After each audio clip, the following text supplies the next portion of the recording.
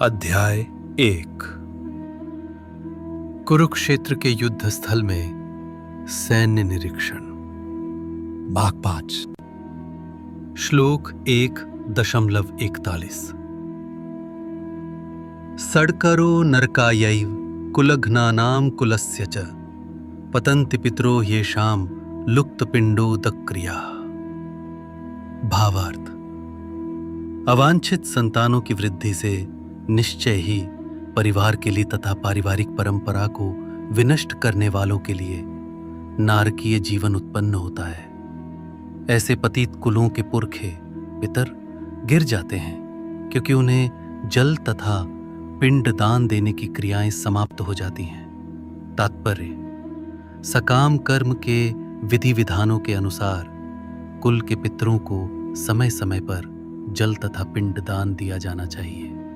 ये दान विष्णु पूजा द्वारा किया जाता है, क्योंकि विष्णु को अर्पित भोजन के उच्छिष्ट भाग प्रसाद के खाने से सारे पाप कर्मों से उद्धार हो जाता है। कभी कभी पितृगण विविध प्रकार के पाप कर्मों से ग्रस्त हो सकते हैं और कभी कभी उनमें से कुछ को स्थूल शरीर प्राप्त न हो सकने के कारण उन्हें प्रेतों के रूप में सूक्ष्म शरीर धारण करने के लिए बाध्य होना पड़ता है। अतः जब वंशजों द्वारा पितरों को बचा प्रसाद अर्पित किया जाता है तो उनका प्रेत योनि या अन्य प्रकार के दुखमय जीवन से उद्धार होता है। पितरों को इस प्रकार की सहायता पहुंचाना कुल परंपरा है, और जो लोग भक्ति का जीवन यापन नहीं करते उन्हें ये अनुष्ठान करने होते हैं। केवल भक्ति करने से मनुष्य सैकड़ों क्या हजारों पितरों को ऐसे संकटों से उबार सकता है। भागवत में दीच 5:41 कहा गया है, देवर्षि भूताप तंद्रणाम पित्तिनाम न किंकरो नायमृणी च राजन सर्वात्मना यह शरणम शरण्यम गतो मुकुंदम परिहृत्य कर्तम। जो पुरुष अन्य समस्त कर्तव्यों को त्याग कर मुक्ति के दाता मुकुंद के चरण कमलों की शरण ग्रहण करता है और इस पथ पर गंभीरतापूर्वक चलता है, वो देवताओं, मुनियों, सामान्य जीवों, स्वजनों, मनुष्यों या पितरों के प्रति अपने कर्तव्य या ऋण से मुक्त हो जाता है। श्री भगवान की सेवा करने से ऐसे दायित्व अपने आप पूरे हो जाते हैं। श्लोक 1.42। दोषै ऋतै कुलघ्नानां वर्ण सर्कर कारकै उत्साद्यन्ते जाति धर्मा कुल धर्माश्रच शाश्वता। भावार्थ: जो लोग कुल परंपरा को विनष्ट करते हैं और इस तरह अवांछित संतानों को जन्म देते हैं, उनके दुष्कर्मों से समस्त प्रकार की सामुदायिक योजनाएं तथा पारिवारिक कल्याण कार्य विनष्ट हो जाते हैं। तात्पर्य: सनातन धर्म या वर्णाश्रम धर्म द्वारा निर्धारित मानव समाज के चारों वर्णों के लिए सामुदायिक योजनाएं तथा पारिवारिक कल्याण कार्य इसलिए नियोजित हैं कि मनुष्य चरम मोक्ष प्राप्त कर सके। अतः समाज के अनुत्तरदायी नायकों द्वारा सनातन धर्म परंपरा के विखंडन से उस समाज में अव्यवस्था फैलती है। फलस्वरूप लोग जीवन के उद्देश्य विष्णु को भूल जाते हैं। ऐसे नायक अंधे कहलाते हैं, और जो लोग इनका अनुगमन करते हैं वे निश्चय ही कुव्यवस्था की ओर अग्रसर होते हैं। श्लोक 1.43। उत्सन्न कुल धर्माणाम मनुष्याणाम जनार्दनाम नरके नियतम वासो भवातित यनुशुश्रुम। भावार्थ: हे प्रजापालक कृष्ण, मैंने गुरु परंपरा से सुना है कि जो लोग कुल धर्म का विनाश करते हैं वे सदैव नरक में वास करते हैं। तात्पर्य: अर्जुन अपने तर्कों को अपने निजी अनुभव पर न आधारित करके आचार्यों से जो सुन रखा है उस पर आधारित करता है।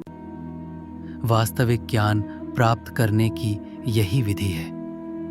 जिस व्यक्ति ने पहले से ज्ञान प्राप्त कर रखा है, उस व्यक्ति की सहायता के बिना कोई भी वास्तविक ज्ञान तक नहीं पहुंच सकता।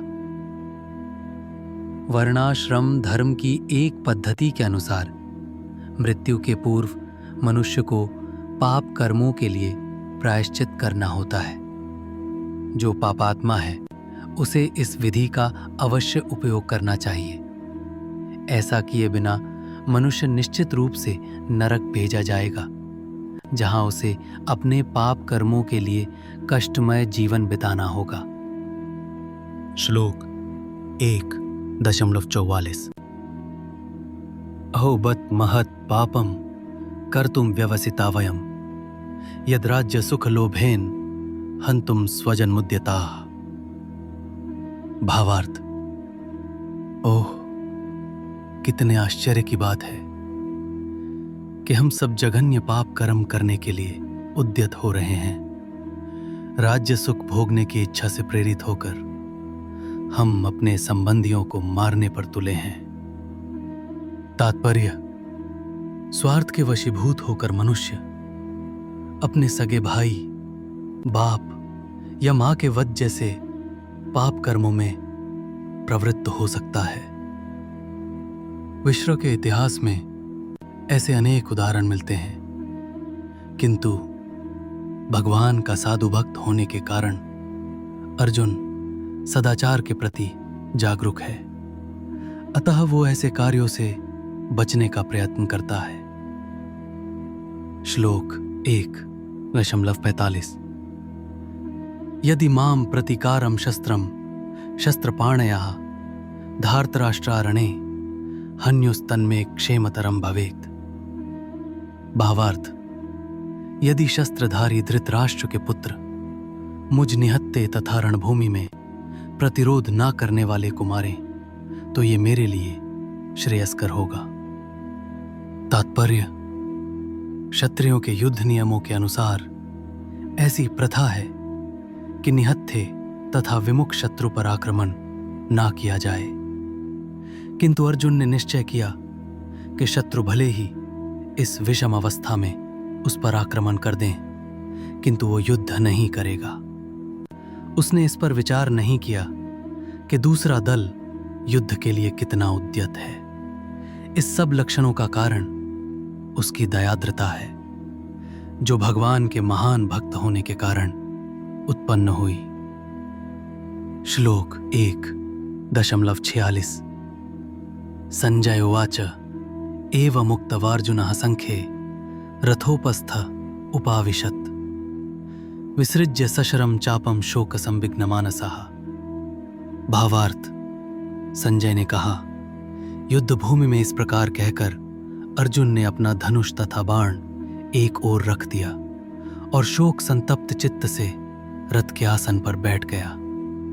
तात्पर्य, अपने शत्रु की स्थिति का अवलोकन करते समय अर्जुन रथ पर खड़ा हो गया था, किंतु वो शोक से इतना संतप्त हो उठा कि अपना धनुष बाण एक ओर रखकर रथ के आसन पर पुनः बैठ गया। ऐसा दयालु तथा कोमल हृदय व्यक्ति जो भगवान की सेवा में रत हो, आत्मज्ञान प्राप्त करने योग्य है। इस प्रकार भगवद गीता के प्रथम अध्याय कुरुक्षेत्र के युद्ध स्थल में सैन्य निरीक्षण का भक्ति वेदांत तात्पर्य पूर्ण हुआ।